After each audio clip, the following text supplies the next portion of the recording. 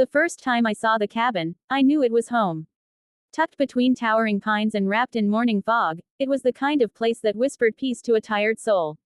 After years of city chaos, a messy divorce, and the loss of my father, I needed somewhere quiet, somewhere mine. What I didn't know was that moving into that cabin would nearly land me in handcuffs, thanks to a homeowners association that didn't even have jurisdiction there. The day I arrived with my U-Haul, the sky was golden with autumn light. My hands shook as I turned onto Pine Ridge Lane, the narrow gravel road leading to the cabin I'd inherited from my late father. He built it 40 years ago, before there was even a subdivision nearby. It was his refuge. And now, it was supposed to be mine. But before I could even back the truck into the driveway, a white SUV with Pine Ridge HOA Patrol stenciled on the door screeched to a stop beside me. Out stepped a woman in her 50s with perfectly coiffed hair and a clipboard clutched like a weapon. Her name tag said Karen Mallory, HOA President. "Excuse me," she barked, heels crunching on the gravel. "This property is not approved for new residents. HOA policy requires occupancy approval and architectural conformity checks before anyone moves in." I blinked at her, confused.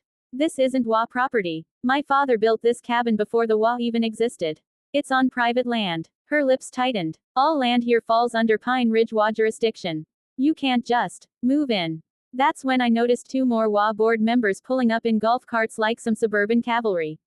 They started taking photos of my truck, my boxes, even my dog, Max, who was barking through the open window. "Ma'am," I said, struggling to stay calm, "you have no authority here." "My deed." "Save it," Karen interrupted. "I'm calling the sheriff. You're trespassing." And she did. Within 15 minutes, red and blue lights flickered through the trees. My heart sank. I could feel my pulse pounding as two sheriff's deputies stepped out. The HOA members watched smugly, arms folded, ready to see me dragged away. The lead deputy, an older man with kind eyes, approached. "Sir, we got a report of trespassing. You live here." "I'm moving in," I said, handing him my papers.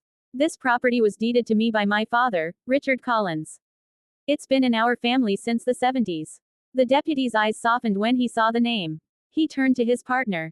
"You hear that, Jake? Old Richard's boy." My breath caught. "You knew my father." "Everyone around here did," the deputy said with a smile. "He used to bring us coffee during winter patrols. Man could fix anything with his hands." The HOA crowd shifted uncomfortably. Karen stepped forward. "Officer, with all due respect, this man hasn't gone through the HOA's move-in process. We need to ensure compliance before he can occupy The deputy raised a hand. "Ma'am, this property isn't under your HOA. It never was. The original survey line puts this cabin outside your jurisdiction. I suggest you check your records before you start calling 911 again." Karen's jaw dropped. "That's impossible. All of Pine Ridge is HOA." The deputy chuckled. "Not this patch. This here's county land. Private and free." He turned back to me, his expression warm. "Welcome home, Mr. Collins. Your dad talked about fixing this place up for you one day. Guess he finally got his wish." The tension broke like a wave.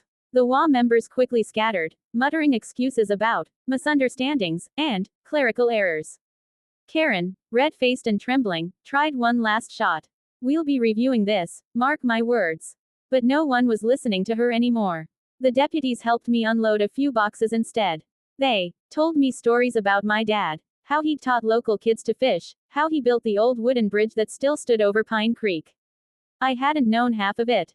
That night, as I sat on the porch with Max curled at my feet, the stars burned bright above the treetops. For the first time in years, I felt my chest loosen, my mind quiet. The HOA might have called the cops, but instead of being arrested, I'd been welcomed. My father's kindness had come back to greet me in the form of two old friends wearing sheriff badges.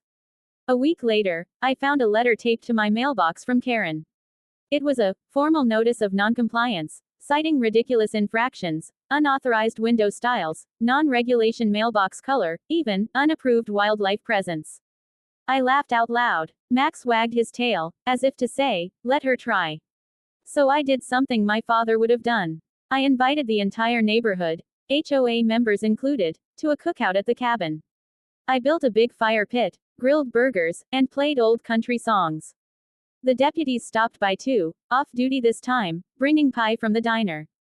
Most of the neighbors came, curious and cautious at first, but soon laughing and sharing stories about the old days.